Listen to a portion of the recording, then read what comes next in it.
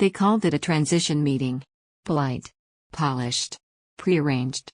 The kind of label corporate people slap on betrayal to make it easier to swallow. I sat across from them in a too bright meeting room on the 14th floor of a building I helped design the blueprint for, metaphorically, at least. This company was my second home for 17 years. I had arrived here before the furniture did. And now? I was being shown the door. Elaine, as part of our strategic alignment initiative, we've decided to sunset your department, said Brad from HR, his voice laced with that fake empathy I'd heard him use on countless others. It's not a reflection of your performance, of course. This is about broader company goals. Of course, I replied, voice even, hands still. The other one, Dana, my boss, was staring at me with a thin smile and too much eye contact.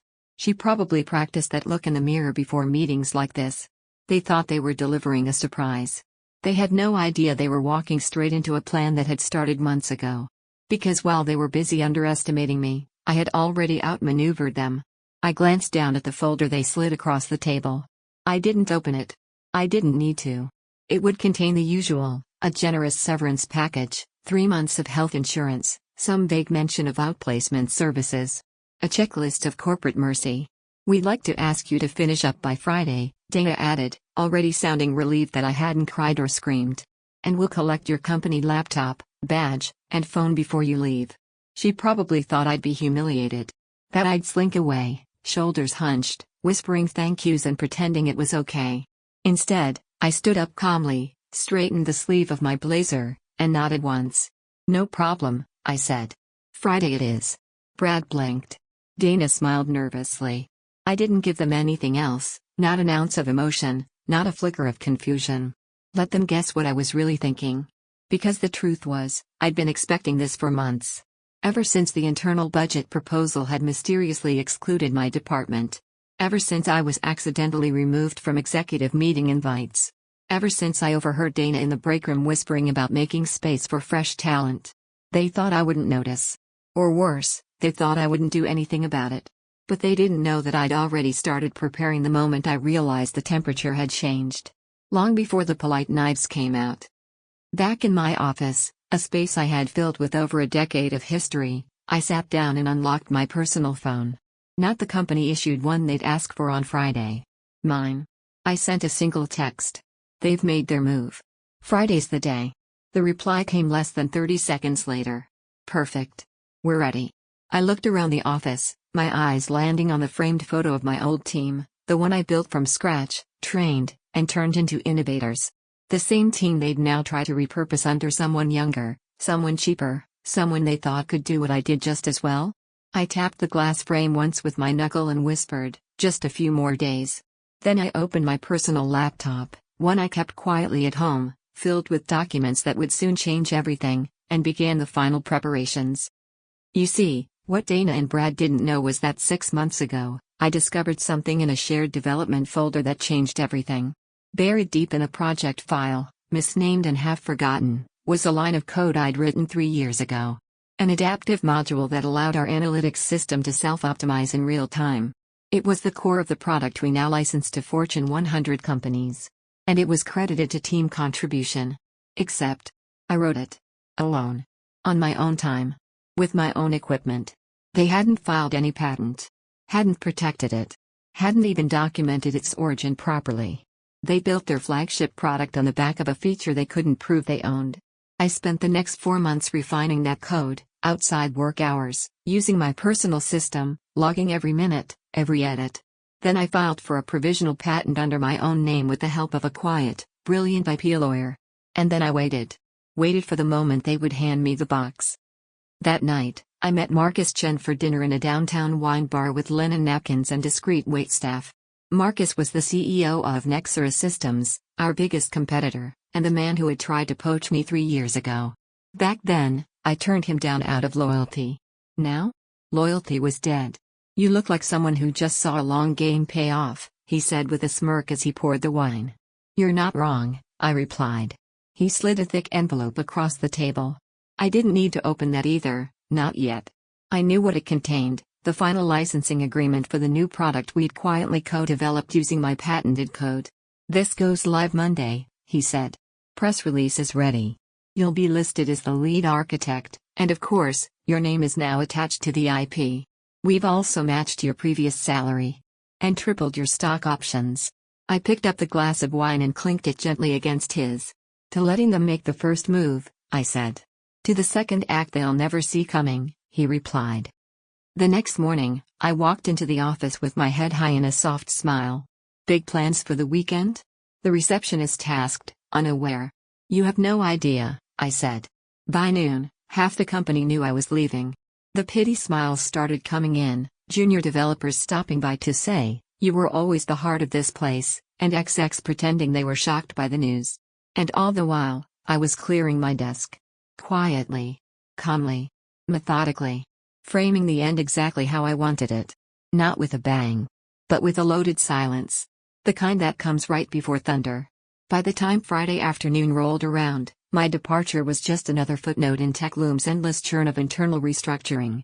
A few polite emails were sent company-wide, nothing dramatic, nothing emotional.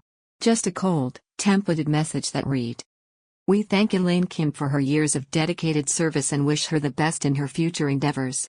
The best. They always say that when they think they've won. As I dropped my company badge into the return tray and stepped into the elevator for the last time, I didn't look back. My cardboard box in hand was half full, just some pictures, a mug, and a USB drive with nothing but cat videos. My real files were safe. They'd been safely relocated weeks ago. I got into my car, pulled out of the underground parking deck, and headed straight for Nexera's downtown campus, sleek, angular, glass walls gleaming in the afternoon sun like it was winking at me.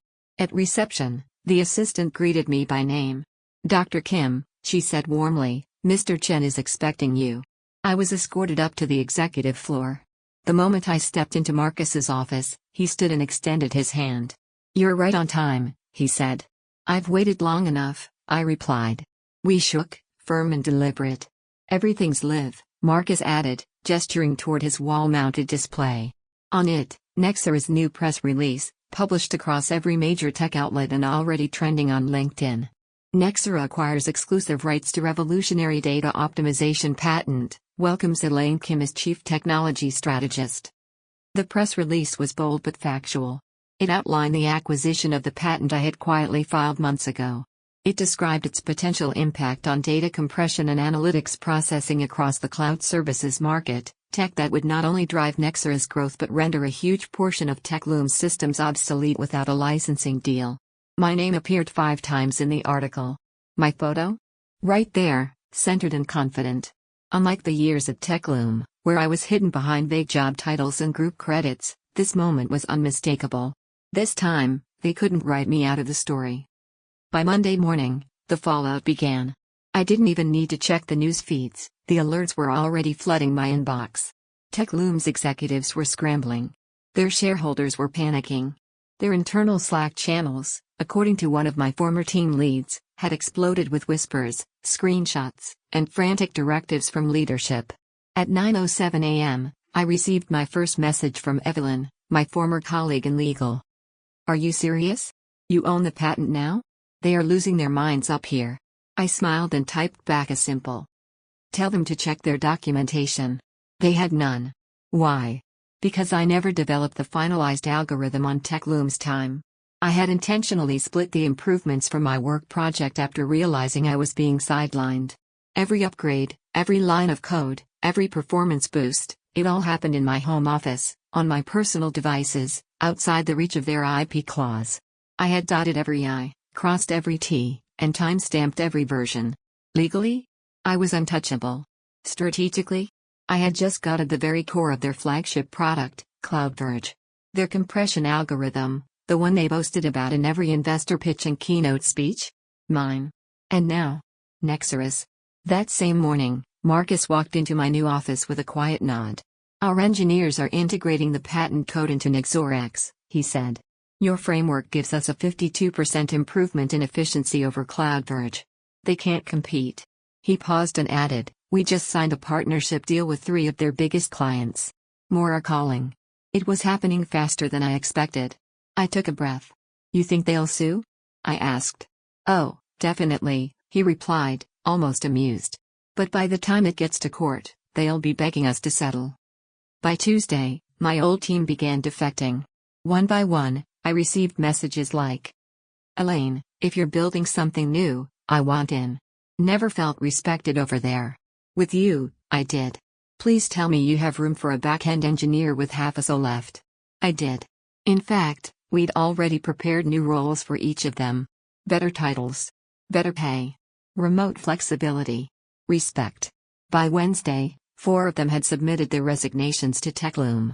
The same people Marjorie and Brad had once told me were too dependent on me. Apparently, TechLoom was now learning what dependency really looked like.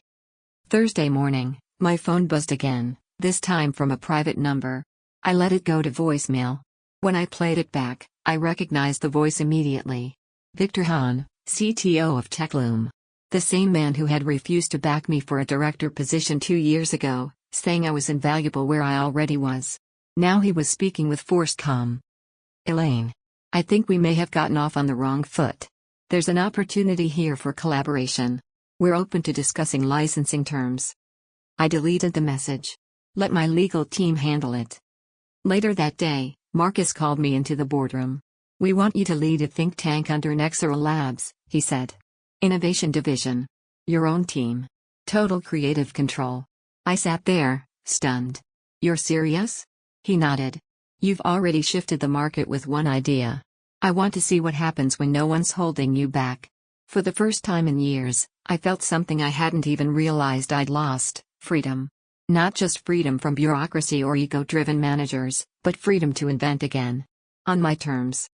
That weekend, I sat on my balcony with a cup of tea and a notepad. The city lights blinked below me. I could still hear the echo of applause from the team meeting where I'd introduced the roadmap for Nexera's new platform. I looked down at the notes in my lap. It was already forming, the next big thing. Not for revenge. Not even for legacy. But because I finally remembered who I was before they tried to make me small. And now? Now I was building something no one could take from me. Monday morning at Nexera began with an email from Marcus flagged high priority. Subject: chart with downwards trend emoji, TechLoom and freefall. Attached was a link to a breaking headline from Tech Chronicle Weekly. Nexera's new CTO triggers crisis at rival TechLoom after licensing coup. I clicked it, sipping my coffee slowly. With Elaine Kim's algorithm now patented and exclusively licensed to Nexera systems, TechLoom faces severe disruptions. The loss of their core optimization technology leaves them scrambling to maintain performance standards for CloudVerge, their flagship product. Investors are uneasy. Stock dropped 12% overnight. It continued with anonymous insider quotes, clearly leaked by someone still on the inside. One said, "We didn't just lose a developer. We lost the blueprint. And the only person who knew how to make sense of it." Another. "They thought she'd go quietly. Instead, she took the engine and left us the shell." I didn't smile. Not exactly. But something in me relaxed. The kind of peace that comes from watching karma clock in for its shift. By 10 a.m., Nexera's inbox was flooded with new partnership requests. 3 Fortune 500 companies wanted to migrate from CloudVerge to Nexorax. One of them had already drafted an MO. Marcus swung by my office, arms crossed, eyebrows raised. "We're calling this the Kim effect," he said. "Please don't," I replied, though the corner of my mouth betrayed me. "They're terrified," he added.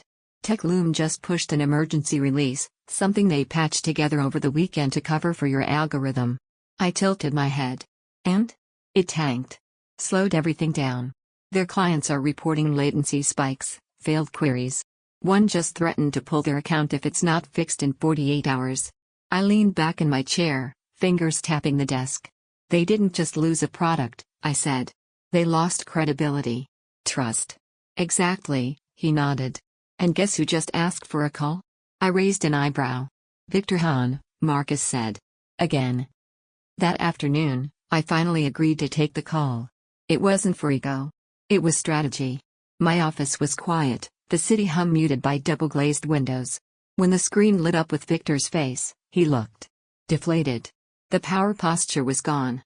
The silk tie seemed too tight. The confidence evaporated. "Elaine," he said, voice almost a whisper, "we need to talk." "I figured," I said. "What can I help you with, Victor?" He swallowed hard. We're willing to come to the table regarding licensing. Full usage rights for CloudVerge. Our legal team is prepared to review Nexera's terms. I kept my tone neutral. Well, Victor, I believe our legal departments are already in contact. If you're open to fair rates and proper attribution, I'm sure an agreement can be reached. He hesitated. Does that include naming you as inventor in our documentation? It does now, I said. That's non-negotiable. Another pause. Is this revenge? He asked. I looked him straight in the eye. No. This is recognition. Something I was denied for 15 years. The call ended not with anger, but with resignation. He knew the game was over. And I was playing the next level. The next day, headlines exploded across every tech news outlet. Techloom enters licensing talks after patent oversight. Former employee becomes most valuable asset in data optimization market. Elaine Kim's algorithm reshapes industry landscape. Every article used the same phrase, former employee. They didn't say disgruntled. They didn't say dismissed. They said former. Because now, I wasn't the person let go. I was the person they couldn't afford to lose. Meanwhile, in the Nexera boardroom, I was launching something else entirely. Welcome to the Horizon Lab, I said to the 8 engineers seated around the table. Half were ex-Techloom. The rest were fresh hires I'd handpicked for their curiosity, not just their credentials. Here, I was building more than just software. I was building a culture. Your ideas matter here, I told them. Your work will be protected, credited, cited, compensated. The room lit up. I could feel it, the energy, the gratitude, the fire of people who had finally been invited to create without fear. As we brainstormed next-gen compression engines, real-time learning modules, and a data ethics framework, I felt something I hadn't felt in years. Unshackled. At the same time, Techloom was unraveling. The licensing agreement had gone through, but at a price. Publicly, they had to release a statement admitting that Elaine Kim was the sole inventor of the compression algorithm previously used in CloudVerge. They promised to revise their internal IP practices and honor the voices behind the code. The fallout was immediate. Shareholders demanded board accountability. Clients moved to Nexera. And internally, dozens of employees began updating their resumes, citing instability and a culture of erasure. Marjorie Thompson, my old boss, resigned quietly. Victor Hahn? Reassigned. Stripped of his title. Rumor was, he was being replaced by a younger, more people-focused CTO. I almost laughed. They still hadn't learned. 1 week later, Nexera hosted a press panel. I didn't want to go, press events were never my thing, but Marcus insisted. You've become a symbol, he said. Not just for innovation, but for integrity. When I walked onto that stage and saw cameras flashing, I wasn't nervous. I was ready. Too many times, I said into the mic, people behind the scenes are dismissed as replaceable. Especially if they're older. Especially if they're women. But innovation doesn't come from job titles. It comes from minds, and those minds deserve to be named. The room was silent. And then, it wasn't. Applause erupted. Flashbulbs flared. Later, a young woman approached me with tears in her eyes. I'm documenting everything now, she whispered. Thanks to you. Back at the office, I passed by the new awards shelf. Nexera had just won a Data Integrity Honor for implementing transparent attribution policies across their products. And there, next to the polished plaque, was a framed photo of my old team, the one Techloom tried to absorb after I left. Each of them was now here. Thriving. Building. Leading. I paused to take it in. Sometimes, the greatest legacy isn't the code you write. It's the people you lift with you when you leave. 3 months had passed since the industry shaking shift. Since Techloom had, unwillingly, placed my name at the center of the very algorithm they tried to erase me from. And in those months, I'd begun rewriting not just my career, but the narrative that had defined so much of my professional life. At Nexera, I was no longer just a title or a department head. I was a builder of futures. I had launched the Horizon Lab, Nexera's first innovation incubator. Its mission? To develop future-forward data tools with ethics and transparency baked into their foundations. But more than that, it was designed to give voices to the overlooked, engineers, developers, designers, especially women and mid-career technologists who had, like me, once been invisible in the very rooms they built. It was, in essence, everything I wished I'd had 15 years ago. Our flagship product, Nixorax, was now live in 40-plus enterprise ecosystems. With my algorithm at its core and Horizon Lab innovations layered in, it outperformed CloudVerge in speed, accuracy, and scalability by wide margins. That same week, we won a national award for Best Data Infrastructure Platform, and it was the first time in my life I stood on a stage not just as part of a team, but as the name etched on the trophy. After the award ceremony, an executive from a well-known VC firm approached me. "You're more than just an innovator," he said, handing me his card. "You've built a movement." I tucked the card into my coat pocket, smiling politely, but inside, I felt something shift. He was right. This wasn't just about tech anymore. It was about voice, value, visibility. About making sure no one had to go through what I did just to be seen. Back at Nexera, the lab was humming with energy. The 6 former engineers from TechLoom were now each leading their own initiatives, creating tools that I had only dreamed of during my late nights at the old office. Anita, who used to be buried in back-end maintenance, was now developing a predictive analytics model that had garnered early interest from health tech companies. Marco, once underutilized and overqualified, was now running architecture for a new AI auditing framework that could flag algorithmic bias in real time. The room was no longer filled with anxious silence and stay-in-your-lane energy. Now it rang with experimentation, collaboration, and actual laughter. I stood by the glass wall of the lab one morning, watching them sketch ideas on whiteboards, throw out bold proposals, and challenge each other without fear. This was what innovation looked like. Not the echo chambers of power, but the honest collision of ideas. One afternoon, I received an unexpected email. Subject: Invitation, Women in Technology Leadership Summit, Keynote Request.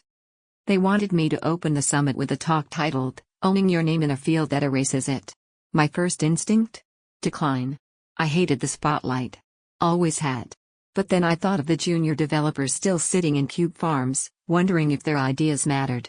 I thought of the women who stayed quiet in boardrooms because they'd learned what happened when they spoke. And I replied, yes. I'd be honored. On the day of the keynote, I stood backstage in a navy blue suit, my notes tucked into my hand, though I didn't plan to use them. The host introduced me with a kind of reverence that still didn't feel real. "Our next speaker is someone whose name you all know now, but for years, no one did. Today, she stands as the mind behind one of the most powerful data tools of our time. But more importantly, she stands as proof of what happens when a woman reclaims her work, her voice, and her worth. Please welcome Dr. Elaine Kim." The applause that followed wasn't the polite clapping of obligation. It was thunderous. Raw. Real. I stepped up to the mic.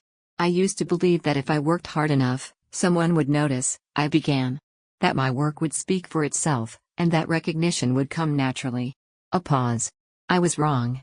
You could hear a pin drop. I learned that brilliance, without advocacy, can be buried. That innovation, if undocumented, can be stolen. And that women in tech are not just inventors, they're often the invisible scaffolding holding the entire system up. Murmurs of agreement. I shared how I'd quietly filed my own patent. How I'd built a path forward while being pushed out. How I had documented every hour, every insight, every algorithm, so that when the time came, there would be no doubt. I ended with this. We don't have to wait for permission to lead. We just have to decide we're done being erased. When I stepped down, half the room was on its feet. I didn't cry. But later, in the green room, when a 26-year-old data scientist told me she finally asked to be named on a project for the first time, I nearly did. Meanwhile, back at TechLoom, things were grim.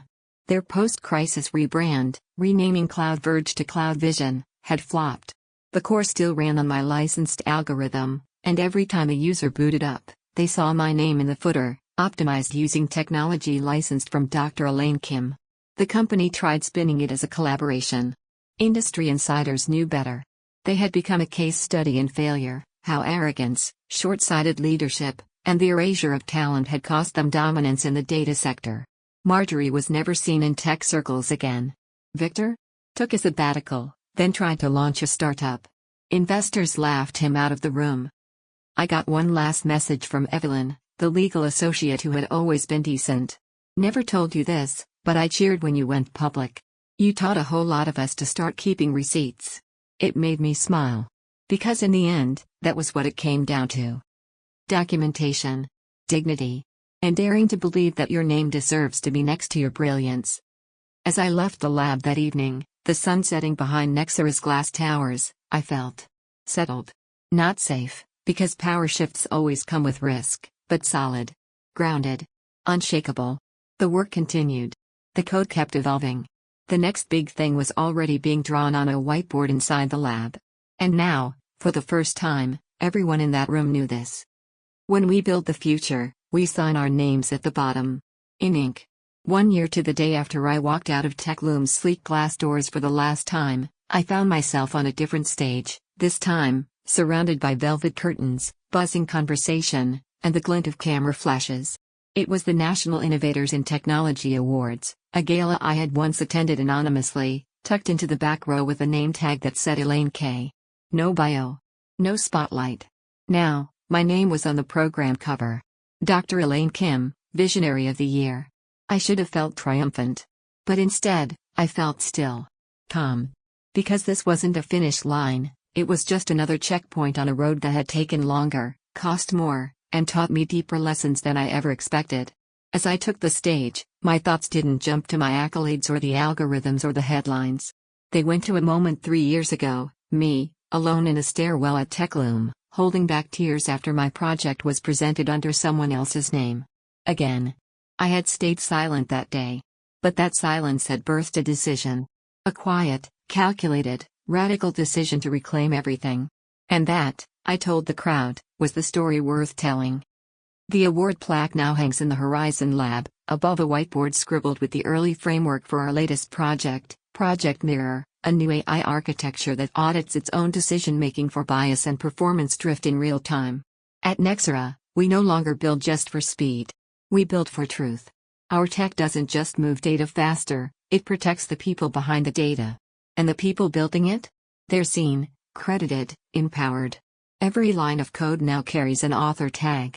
Every project presentation lists all contributors. And every new patent we file has full team attribution, front and center. We changed the industry culture from the inside out. TechLoom, on the other hand, never fully recovered. Their licensing agreement with Nexera remains in place, renewed last quarter under even stricter terms. I didn't increase the price to punish them. I increased it because they hadn't learned. And if they wanted to keep using my algorithm, they would finally pay its true worth. Their stock stabilized, but at half its previous value. Recruitment? Stagnant. The best engineers had long since left for places where their minds weren't treated like interchangeable parts. Victor Hahn eventually launched a consulting firm. Last I heard, he was writing a book on leadership under pressure. The irony nearly made me laugh. Back at Nexera, we hosted our first Horizon Fellowship for emerging technologists, especially mid-career women, returning professionals, and second-career developers. The very people companies like TechLoom used to overlook. They came from all walks of life, single moms learning to code at night, teachers turned data scientists, even a former nurse who had taught herself machine learning during the pandemic. I didn't just mentor them. I told them the whole truth. Not just the victory lap, but the parts in the middle, the silences, the doubts, the nights I questioned whether it was worth fighting for credit at all. They didn't need to see me as a superhero. They needed to see me as human. Because when they did, they realized they could do it too. My favorite moment came one quiet afternoon when Anita, now Nexera's head of predictive systems, walked into my office with a grin. "You remember that side project I was tinkering with?" she asked. I did. A healthcare analytics model designed to predict medication side effects based on genetic markers. We ran it through live trials. The efficiency rate beat everything on the market. "I think we're ready to publish." I stood, hugged her on impulse. Not because she'd built something brilliant, but because she now believed she deserved to. That was the legacy I wanted to leave, not just algorithms or press mentions, but belief. In people. In process. In the quiet force of those who refuse to be erased. The day Nexera surpassed TechLoom in market share, there were no fireworks. No press releases. No gloating. Just a quiet internal email from Marcus that said, "It happened. Thank you." We didn't celebrate by comparing ourselves to what TechLoom had become. We celebrated by setting our next goal, to build the first carbon-neutral data infrastructure in our sector by 2027. Impact over ego. Future over flash. That's how revolutions sustain themselves. 1 year later, I was invited to teach a course at a local university, Ethical Innovation and Intellectual Ownership. I accepted. Every Thursday night, I stood in front of a classroom of 24-year-olds with sharp minds and sharper questions, and I gave them what I never got. The blueprint for how to protect themselves in the world they were entering. I showed them how to document, how to file, how to say no, and most importantly, how to build systems that credited creators automatically, so that no one else would have to fight as hard as I did. One evening, after a lecture, a student stayed behind. Quiet, nervous. I interned at TechLoom last summer, she said. I smiled gently. Tough place? She nodded. My mentor used your name like a warning. Said, don't get too ambitious or you'll pull an Elaine Kim. I raised an eyebrow. And how did that land for you? She smiled, finally. As a challenge. I want to be just like you. Only faster. I laughed then, full and open.